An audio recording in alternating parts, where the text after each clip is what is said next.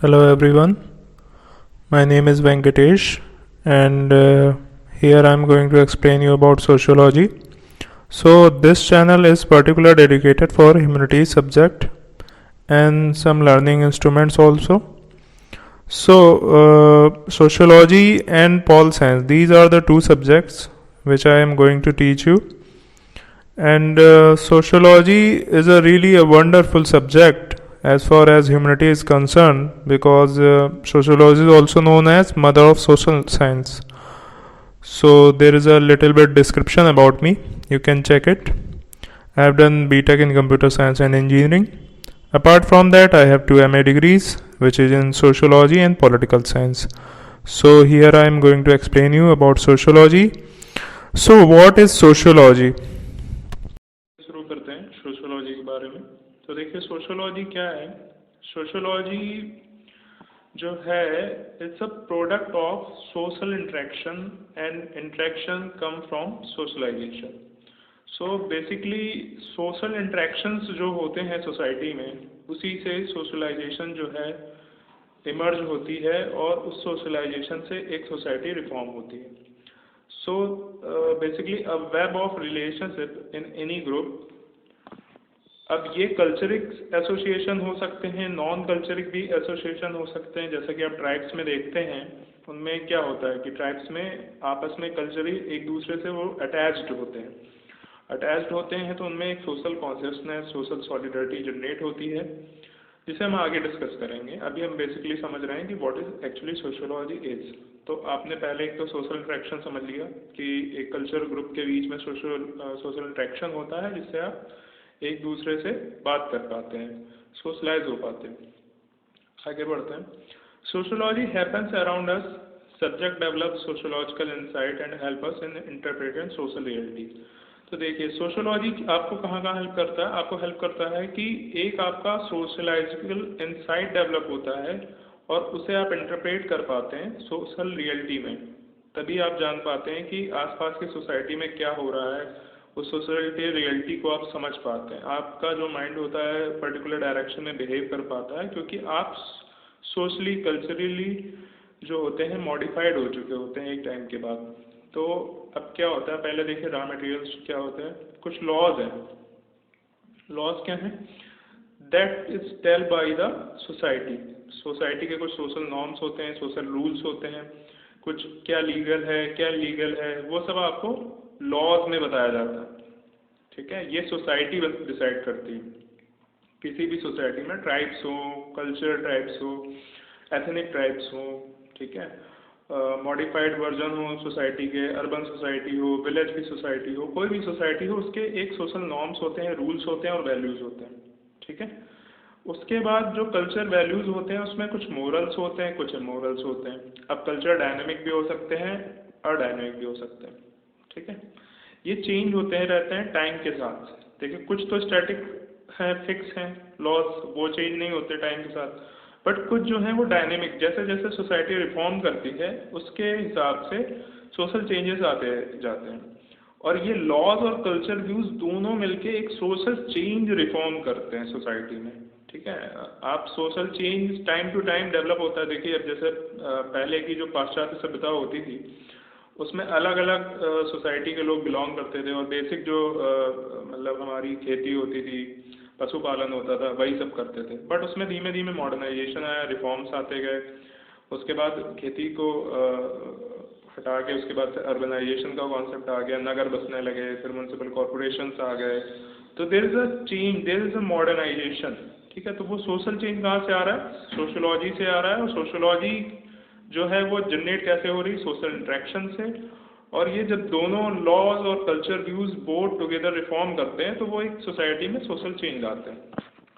आगे बढ़ते हैं। आगे देखिए क्या है। Culture gives us ethical moral views in speech, dressing, behaviour, food, relationship and everyday life. ठीक है, तो देखिए मोरल कुछ कोड्स होते हैं, कोड्स ऑफ कंडक्ट तो सुना ही होगा आपने।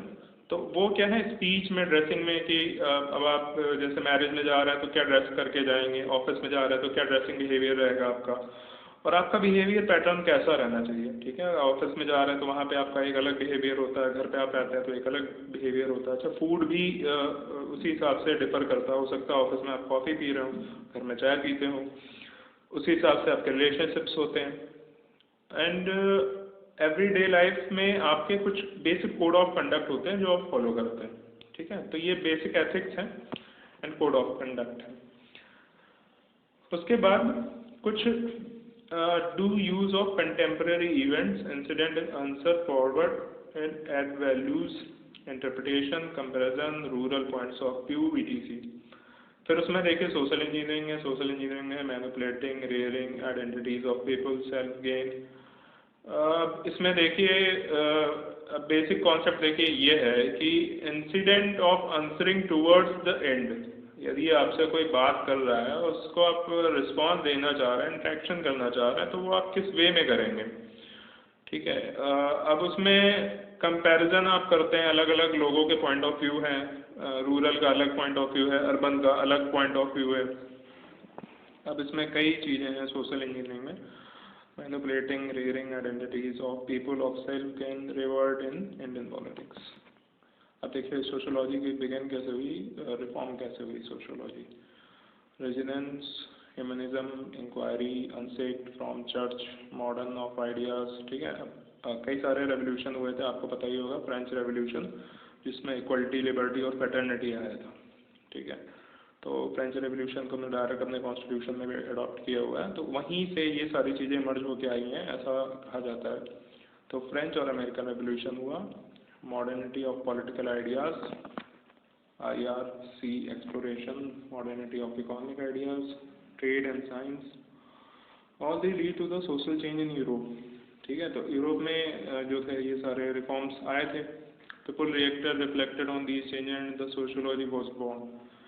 तो ये कह रहे हैं कि सोशोलॉजी जो बॉर्न हुई है वो फ्रेंच रेवोल्यूशन से हुई। यूरोप में एक नया इंसाइट डेवलप हुआ था फ्रेंच रेवोल्यूशन के बाद, और लोगों का सोचने का नज़रिया ही चेंज हो गया था। सोशोलॉजी इज़ अ चाइल्ड और रिफ्लेक्शन ऑफ मॉडर्निटी। ठीक है, फिर वेस्टर्न सोशोलॉजिस्ट थे, वो उन्होंने रिएक्ट किया वेस्टर्न मॉडर्निटी पे। फिर इंडियन सोशोलॉजिस्ट ने इंडियन मॉडर्निटी पे रिफ्लेक्ट किया। इंडियन सोशोलॉजी में आपके जैसे एम एन श्रीनिवास हैं या देसाई हैं, तो बहुत सारे अच्छे थिंकर्स हुए हैं इंडियन सोशोलॉजी में, उन्होंने भी अपना अपना रिफॉर्म दिया, बताया। फिर है sociology racks analysis and inquires social change, any type of social change. अब जैसे ग्रीन रेवोल्यूशन है, ग्लोबलाइजेशन है, गवर्नमेंट पॉलिटिक्स है, चेंजिंग यूथ है, फैमिली स्ट्रक्चर है, ये सारी चीज़ें हैं। तो ये सब जो है सोशोलॉजी का पार्ट है। बेसिकली आप करते क्या हो कि सोशोलॉजी में कोई सोसाइटी में कोई भी रिफॉर्म होता है तो आप उसे आंकते हो। जैसे ग्रीन रेवोल्यूशन को आपने उसको एनालिसिस किया, आंका उसका सोसाइटी पे क्या इम्पैक्ट पड़ा, ग्लोबलाइजेशन पे क्या इम्पैक्ट पड़ा, गवर्नमेंट पॉलिसीज़ पे क्या इम्पैक्ट पड़ा, तो ये सब इसी का पार्ट है।